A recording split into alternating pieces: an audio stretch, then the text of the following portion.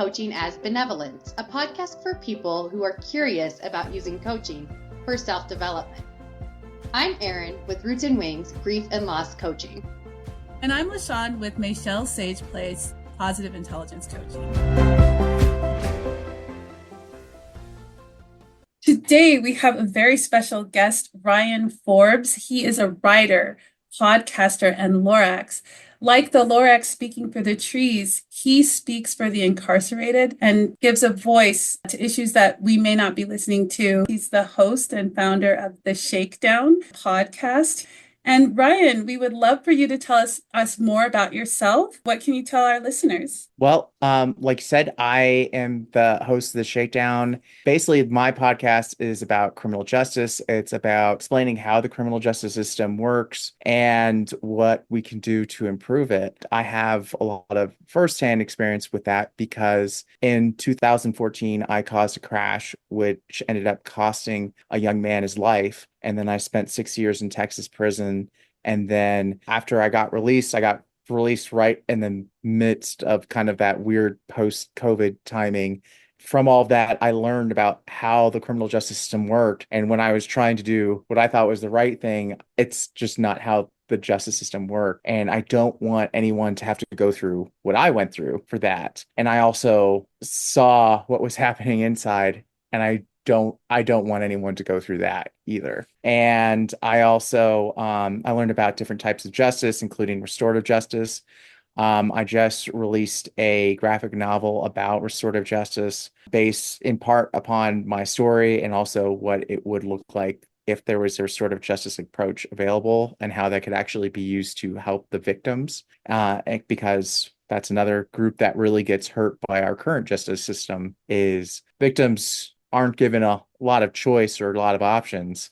So restorative justice is really helpful because it gives the victims a choice in what they can get. And there's a free version on my site, Wayward Press, which is like a way with words, waywordpress.com. And I do the podcast. I've been writing, just finished the graphic novel. I'm actually going to start on a new book kind of summarizing, like going through all of these topics so I can be like, here is like the full, like if anyone needs the information, this is where you can go. And I've just started working on that. But I also help people learn about podcasting, learn about getting their channels on YouTube as well, trying to help people in general. And could you tell us a little bit more about your podcast? Yes. So the Shakedown started with myself and two of my friends who were also released from Texas prison around the same time that I was. One of them was my buddy Malone. Malone spent 30 years in Texas prisons. And the other one is my buddy Dave, who has been in and out of Texas prisons all of his life. So we each had very different experiences with the criminal justice system.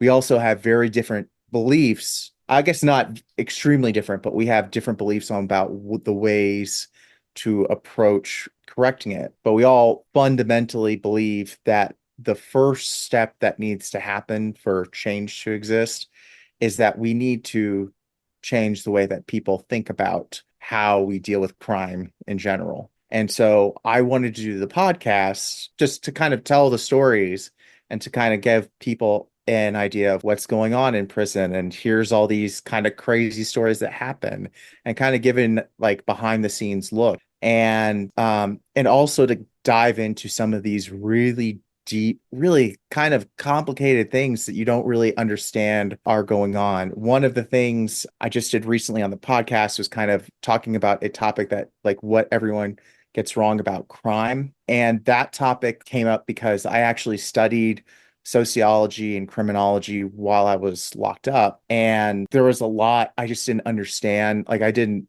know about the history behind prisons, behind the justice system. One of the things I didn't know was like some of the studies they've done. And that episode was specifically about one particular study that they've done over and over and over again. And it explains what works and what doesn't work. And it kind of shows you who's causing the majority of crimes. And I'm like, why does why don't more people know about this? It's topics like that where I want to present these to people in general so they can look at them and get a better understanding of like, hey, that's okay. I didn't know that about the justice system because before I got locked up, I never thought about the justice system at all. I just was like, bad people get locked up, they go away. Yeah, and I didn't understand that it's a far more complicated process. And it's not just a sole judgment on good or bad people. There's people with jobs, there's incentives for people like the DA always has an incentive to lock someone up.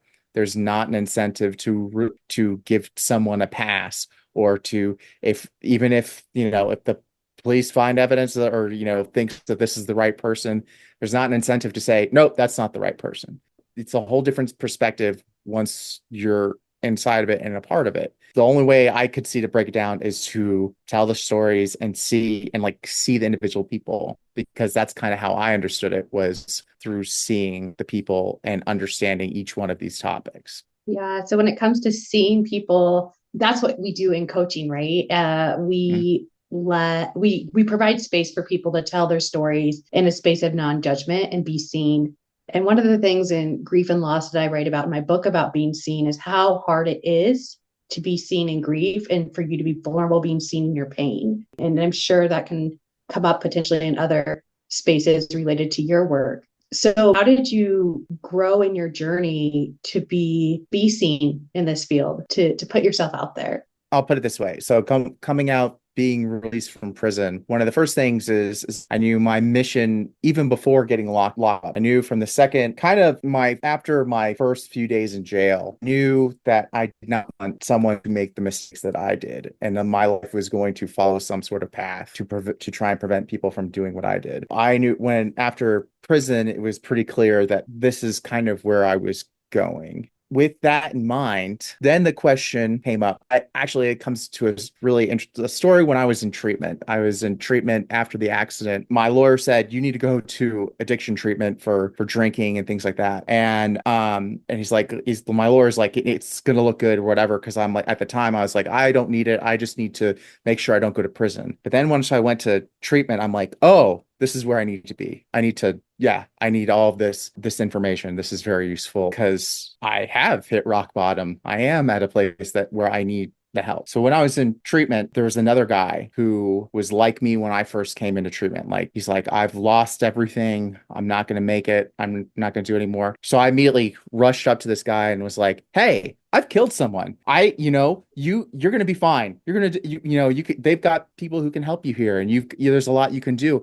And it's not even that bad. Like, what you haven't even killed anyone. So you're fine. It's okay. And the counselor immediately after that interaction, like, he kind of swooped in. He's like, hey Ryan, let me talk to you for a second. And he's like, that was a little much. That's kind of like, he wasn't super direct about it, but he's like, hey, he's processing his own thing, he's dealing with it at his own pace. That's a lot to put on him right then and there. And I'm like, oh, I see. I can see it from my perspective, but I can't just automatically go and put all of my stuff on them. And that was one of the first things I was dealing with on prison, because coming out and saying, oh, I spent 6 years in prison, I killed a guy, blah, blah, blah. That's a lot to put on someone in an opening conversation, saying that. If this is my mission now, I'm going to have to say it a lot. So one of the hard parts is, when do I say this? When is it appropriate? When is there balance? I've had to slowly learn it. But one of the biggest part is accepting that I'm generally going to have to say this. And if I know I'm going to interact with someone more than once, really, this is going to come up. This is going to be a big thing. This is going to come up. This is going to be, just be ready that this is how it's going to be. And in general, if someone gets super curious around me, it's going to come up very quick. But I don't blurt it out first thing anymore.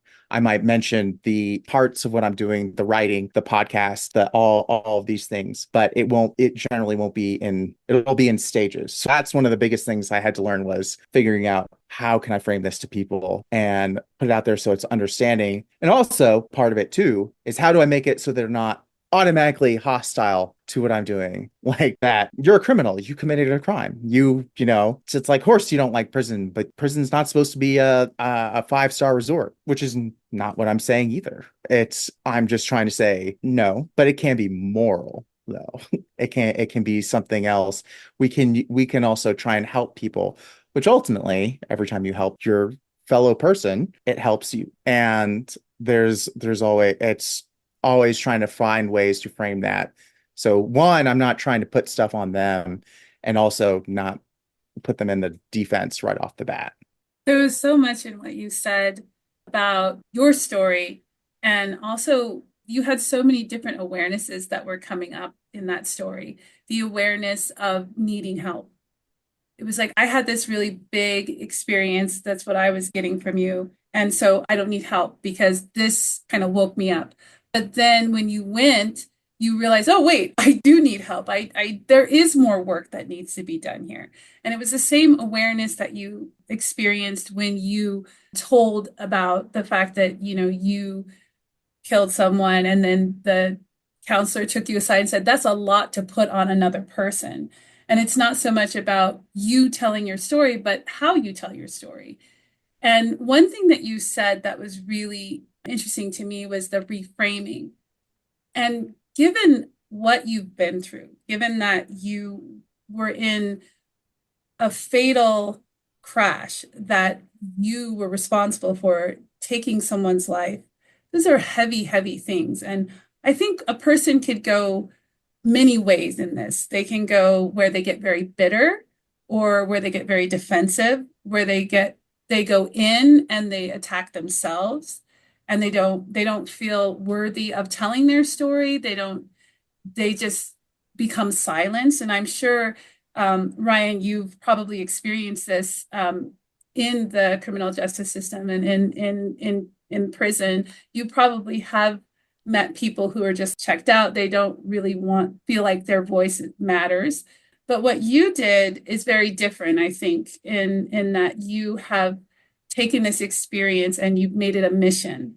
You're very mission driven.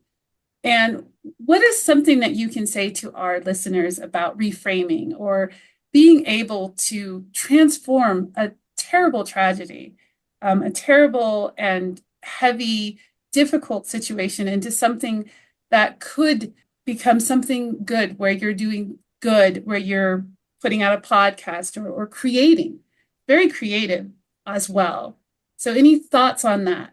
I would say the first step in that, the first step for me personally, and this first step, honestly, is something that I actually found out later, actually, when I was in treatment, is was very it was popularized by like Viktor Frankl and by other very um I think it's in positive psychology, but it's very powerful, is to like find a purpose first. If you can find a purpose and figure out where your purpose is, um, that will hold you. And Viktor Frankl, when he was writing about it, he was in the Holocaust and he figured out a purpose that kept him alive in far greater, harder circumstances than I was in.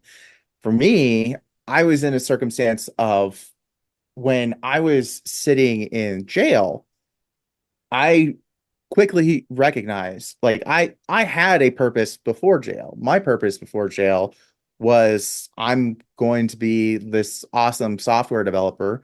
I'm going to start my own company. It's going to make millions of dollars, and I'm just going to shoot for the moon. And but then, but the thing is, being a software developer, you're gonna have to I had to constantly stay on top of the newest thing and constantly keep practicing my skills and constantly keeping up that. But now, I was sitting in jail. I had just killed someone. It wasn't that was not gonna happen. And I was knew I was like, I'm very likely going to go to prison for some amount of time. That's going to destroy any chances of that, whatever that was. So that's not my purpose. That is no longer my purpose. Like, that's out of my mind. So with that out of my mind, I had no more purpose. And when during that period, I was like, that was scary. It was scary. It was sad. And I didn't know what to do. And I could feel myself just getting more and more depressed. And so I had to make a conscious point. I'm like, okay, I'm depressed. what am I going to do? Am I going to keep going? Am I going to play this story out, keep going all the way down this line and say, and just, if I'm going to just be depressed, mopey, do nothing, then it's the way it's going towards is it's going to be like end with me killing myself, which is awful. And it's like, is it really worth that? Do I really want, is it really that bad? And I'm sure people, as you said, people have gone to that extreme. And I was like, I don't want to. I didn't want to. So I'm like, okay, then I need a new purpose. I need to find something else from that. And that's when I came up like, I don't want people when I was sitting there looking back at all the decisions that had led to where I was at, I was like, I need to, if I can prevent that for someone else, that's where I want to be at. And so the next thing from there, I'm got out on bond and I'm going to treatment and things like that. But like everyone's telling me, you're going to prison. The question is, how long? So I had that like I can't even start my life over at this point, knowing like I'm happy I'm not sitting in jail. I'm happy like I have a purpose, but I also know I'm going to prison. I don't know what prison's like. I don't know what's going on. I'm hearing firsthand accounts that are not great, and I'm scared. It's terrifying, and I've got to figure out how to just let go day to day at this point. And the thing that I did, and I think that I think people can do to help reframe in these and like these hard moments, because everyone has moments where it's like tough. Just remember, one, it can always be worse. The fact that you have the choice to even like sit there and think about it means that you have something. You have something that you can go from.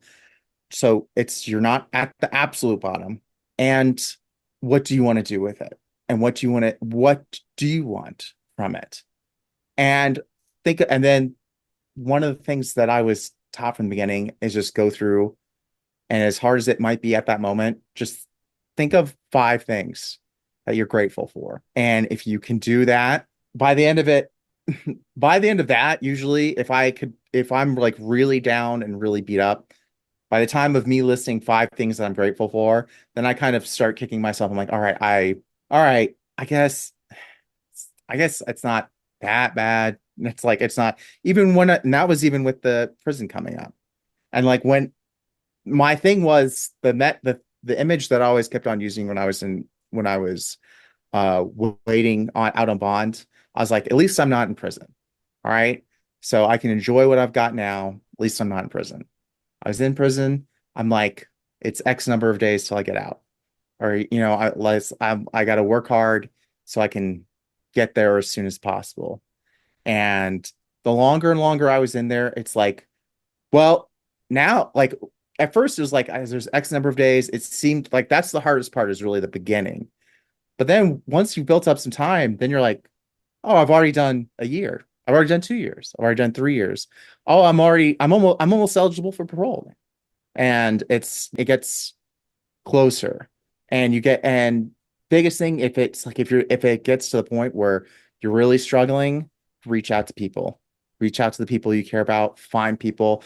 The one thing that I had the hardest trouble doing, it was really hard for me to do while I was locked up.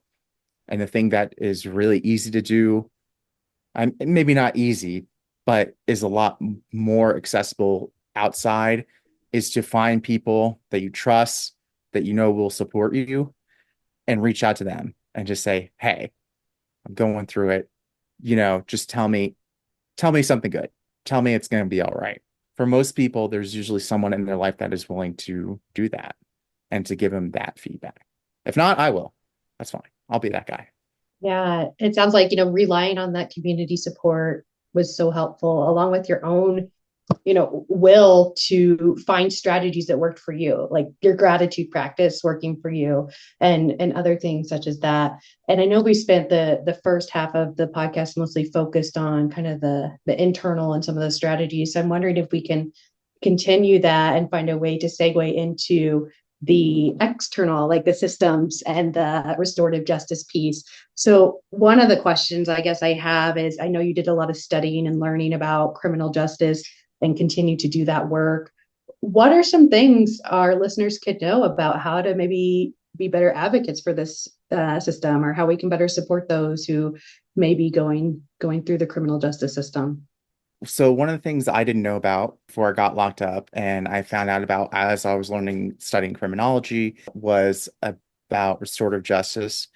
So the way the criminal justice system normally works, and you kind of get an idea of it from like uh Law and Order shows, though. Law and Order is to like the law the same way Star Trek is to space. All right. You're not going to get a very accurate view of what's happening.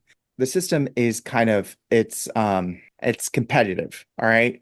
Either the prosecution wins or the defense wins.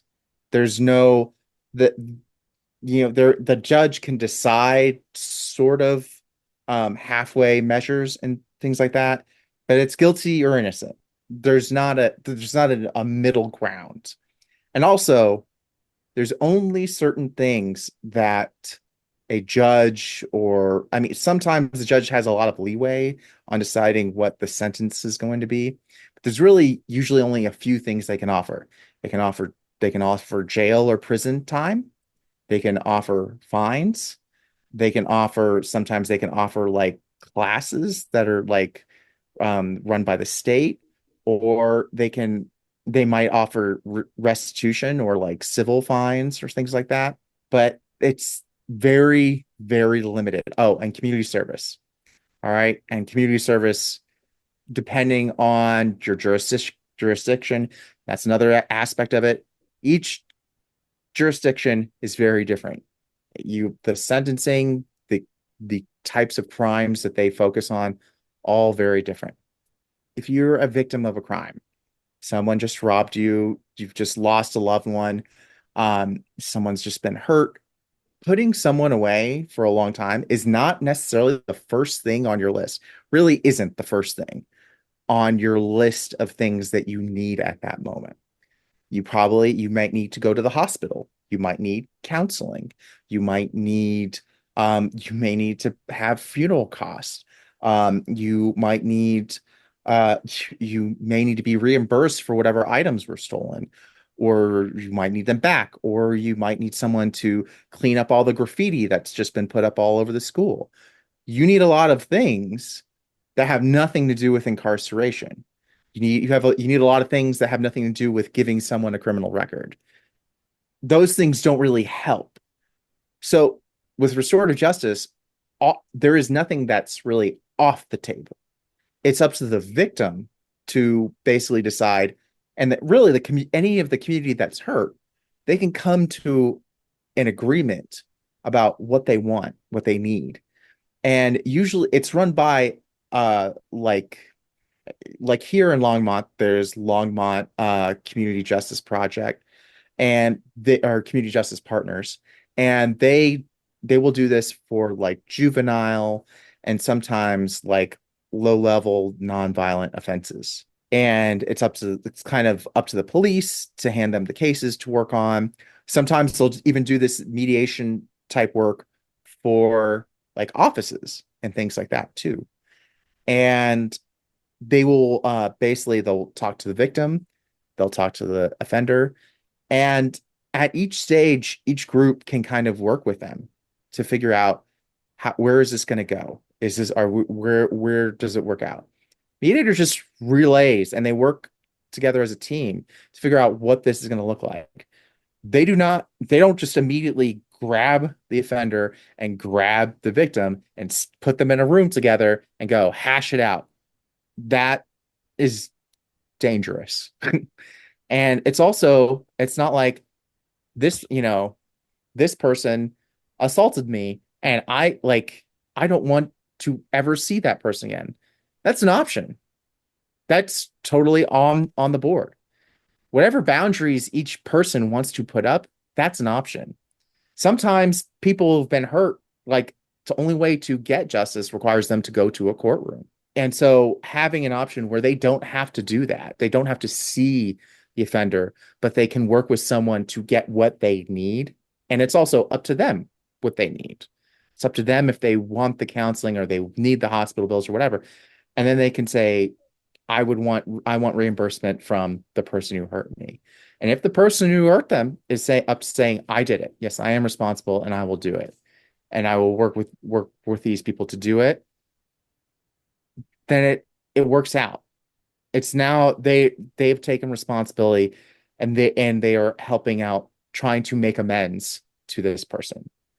And in the process I went through, the biggest things that stuck out to me was that by the end of it, I felt like I had hurt the victim's family more by the end of it by going through sentencing, which, and from the beginning, I tried to take ownership, tried to say I never denied what I was doing. The only thing I was trying to do was not spend the rest of my life in prison. That's the only thing I was trying to do. And if there was a process available where it was that someone had said to me, hey, this is a list of everything the victim wants. They want you to pay for funeral costs. They want you to do this. They they need you to expressly take responsibility. They need you to, you know, do all like a laundry list of things that would show that I am trying to make amends. I would love that. That's what I wanted from the beginning, was to try and make amends to them. The state of Texas, I didn't feel like I needed to make amends to. It was to that family. And in the end, I feel like I just kept on doing more and more harm. And I feel like that keeps happening over. I feel like that happens every day. And restorative justice is a way that the victims can actually get help and get and decide what terms they want. So people looking to actually help victims, I feel like restorative justice is a great thing to look at restorative justice policies and like supporting those groups in your area. And also I advocate, my thing is, in general, restorative justice would never be used in a case like mine, in a violent case. But I feel like it's actually more powerful in cases like this. There are many stories of cases where victims have gone out on their own, not using restorative justice, and contacted the people who have hurt them. And through their own like process have found healing. But I feel like it could have happened much sooner had there been a healthy restorative justice process that guided them through it for that.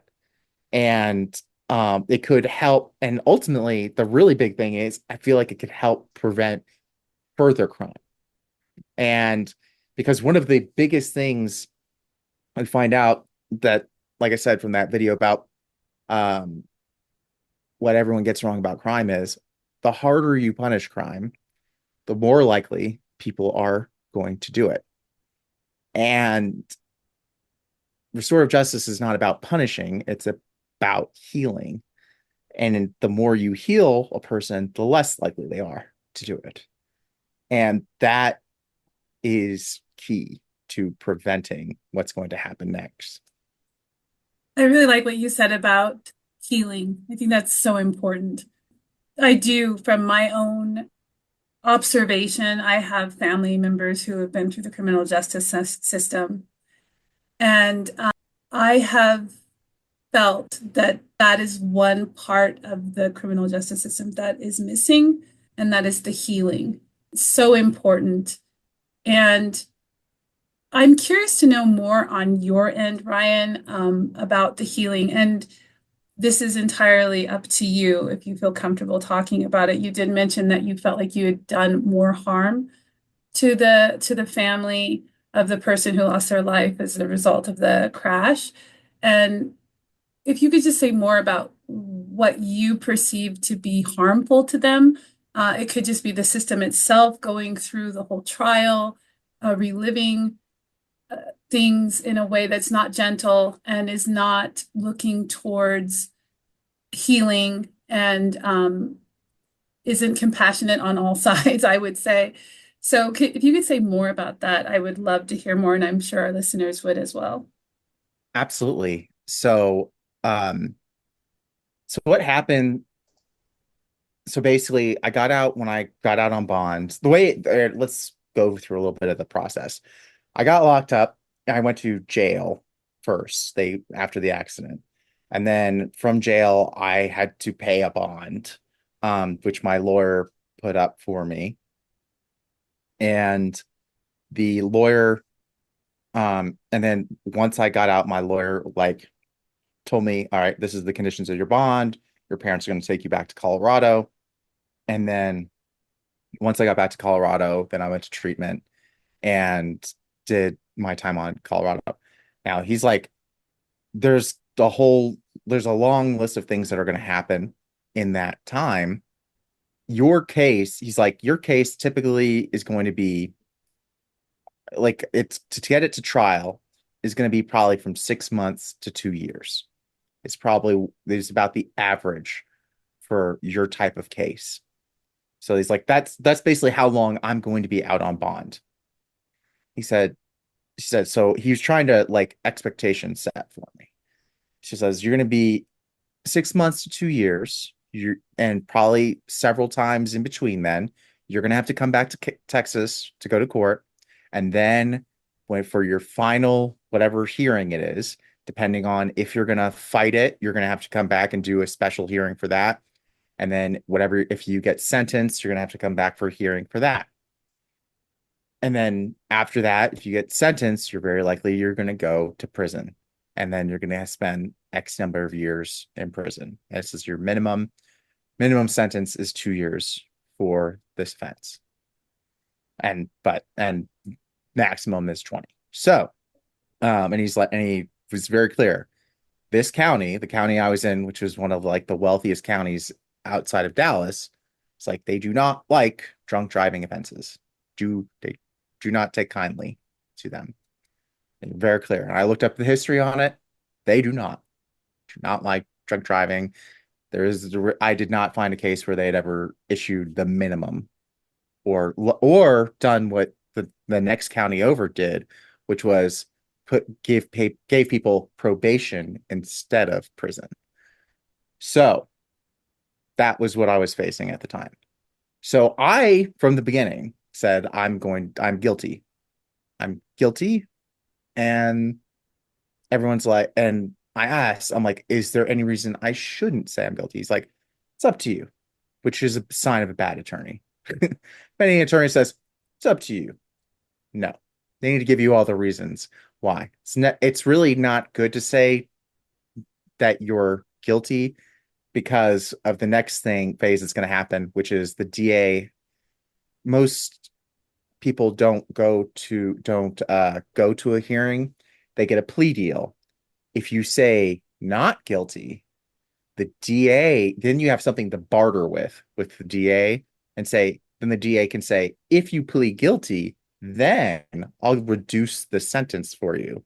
And since I didn't do that, he's like, 15 years. That's all I can give you. And I didn't want 15 years in prison. So what I had to do then was have a sentencing hearing. And the sentencing hearing, which meant paying my lawyer a lot more to go to this hearing, meant that the victims and everything were coming because they're going to come and usually they're coming to protest generally or be witnesses.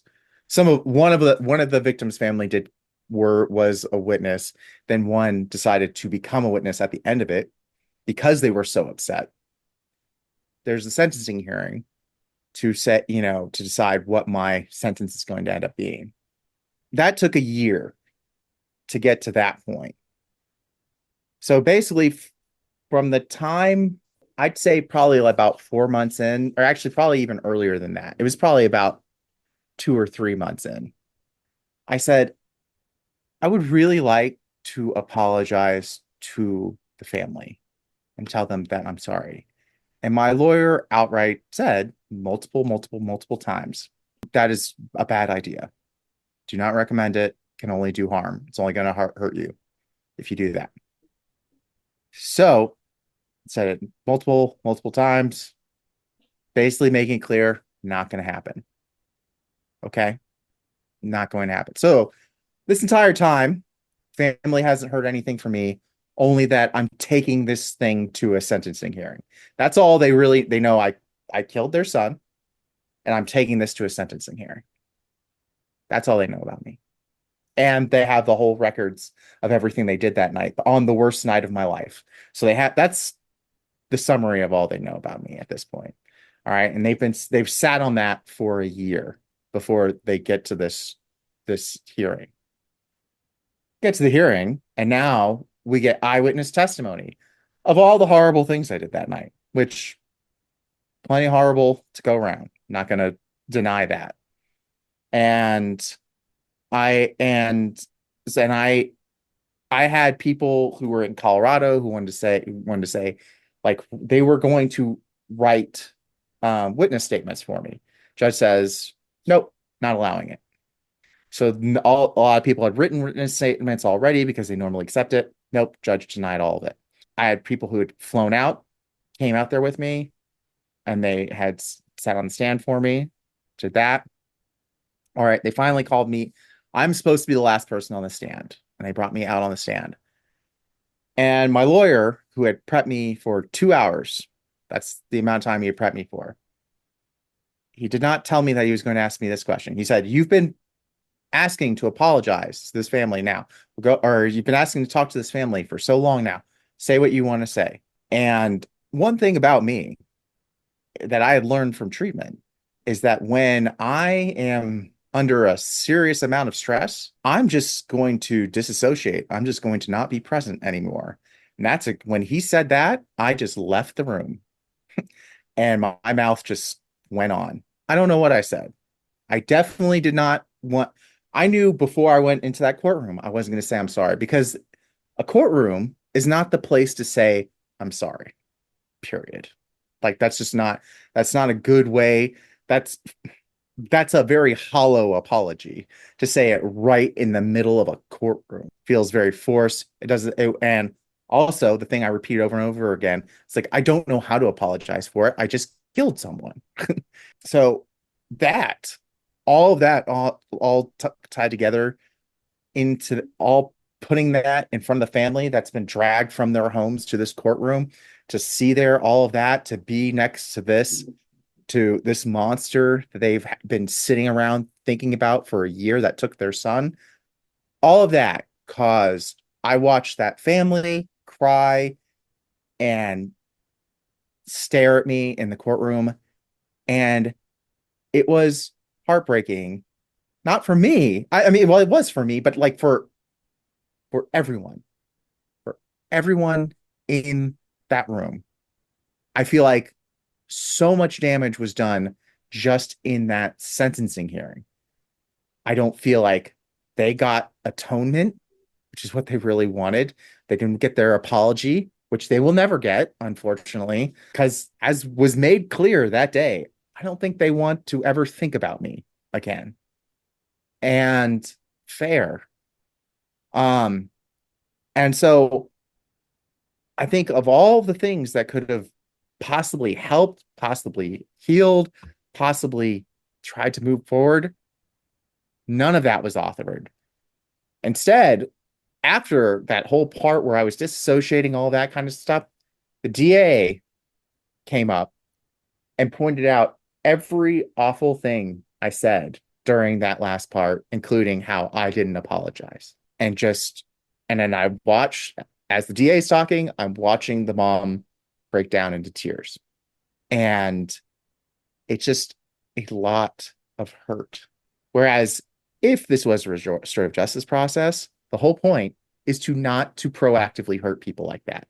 It's not about winning a case. It's not about getting the most time, because that DA, the benefit of her doing that, the benefit of her going through and bringing up all the awfulness in front of the judge and in front of the courtroom, is that if she gets me locked away and she got me with a 20-year sentence because I did get 10 years prison plus 10 years probation, which is unheard of anywhere. I've never heard anyone with a first time offense that got that level of sentencing.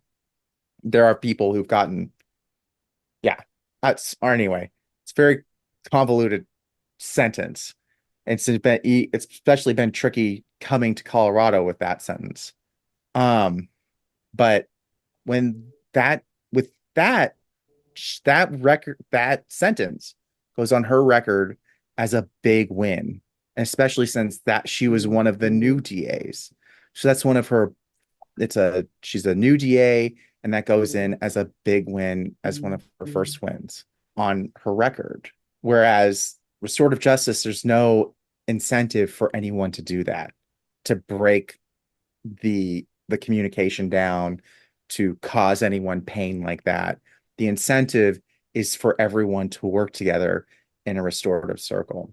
And there's one other thing I would say too. There's one other form of justice I didn't bring up too that I really think is really important, which is transformative justice. Transformative justice, whereas restorative justice works on the individual group, transformative justice will actually go one step further and go, okay, what actually caused the harm? Like, what is there a systemic thing that's causing the harm? Is everyone robbing the same liquor store because they can't find a job that pays above minimum wage in this area? How do we get more jobs into this area to fix that problem? Or do we need to raise minimum wage, or do we need to like do something else to make sure this happens? And this situation with the DA is a situation where I feel like transformative justice is where like what we really need to ensure that we don't have adversarial situations like this. We need to transform how we're dealing with these situations so that we're not sentencing offenders and then hurting victims at the same time. Yeah, thank you for sharing the complexity of all that. And it's a good tie in to where we're headed as we go into the end of our episode today. And we always impart our listeners with a coaching nugget of wisdom. So something that kind of has been a theme that might get distilled down from today's episode. Ryan, you're more than welcome to share a coaching nugget of wisdom too. So I'll give you time to kind of process that. But I think my coaching nugget of wisdom from what I have gathered today is there's so much richness in coming together through conversation and, really telling our stories authentically, and also using our journeys in a way to bring hope and healing. So those are some of the themes that I captured today. And I think those are nuggets that we can continue to use in our own lives and in the listeners' lives as well. So I'll pass it over to LaShawn and see what she wants to add from there. There's so much richness in this conversation. Ryan, I really want to express my appreciation for your openness, telling your story, and being so clear about the complexities of the criminal justice system, as I kind of choke on the word justice when I say that. And the story itself, I think, really speaks to itself. When we are dealing with harm, when there is something that needs to be healed, I want to put out there that it's really important to, one, give yourself and the people involved the space to, process the hurt and allow the healing to come in. And I think that there's a lot of room that we have for transforming the way that we respond to harm, especially if it's harm that's done, maybe not intentionally, but it's as a result of someone's actions.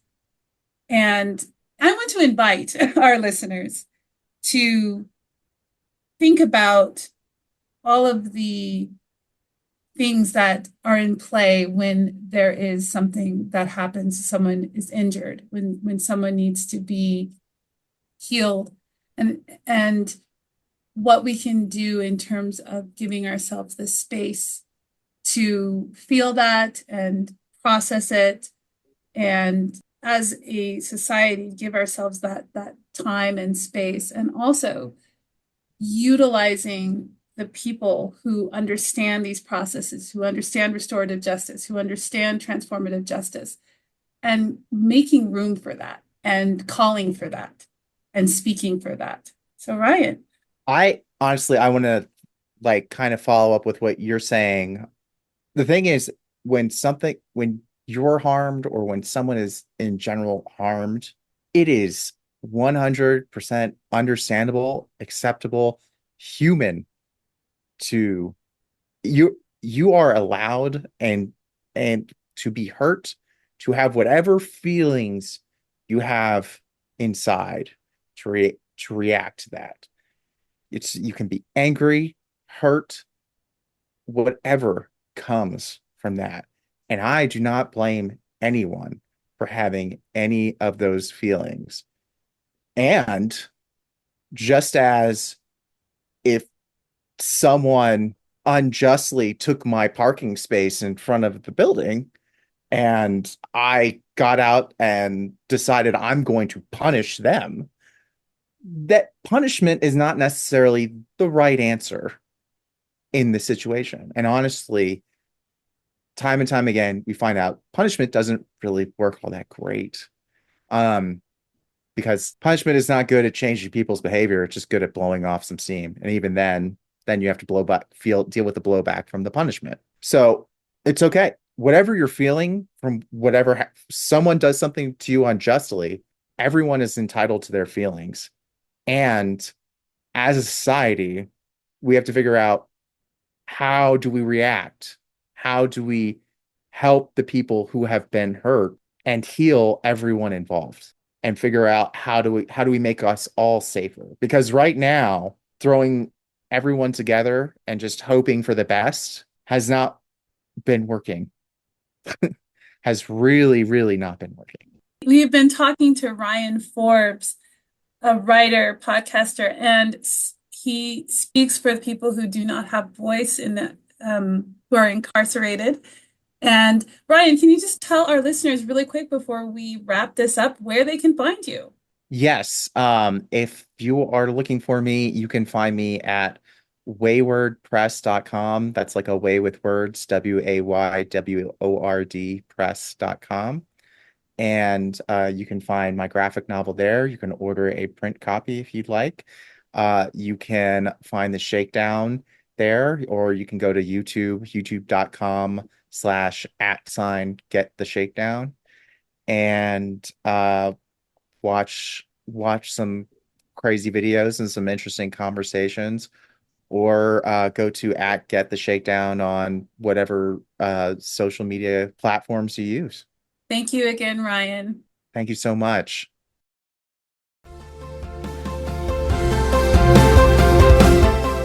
Thanks for joining us for Coaching as Benevolence. I'm LaShawn with Michelle Sage Place, Positive Intelligence Coaching.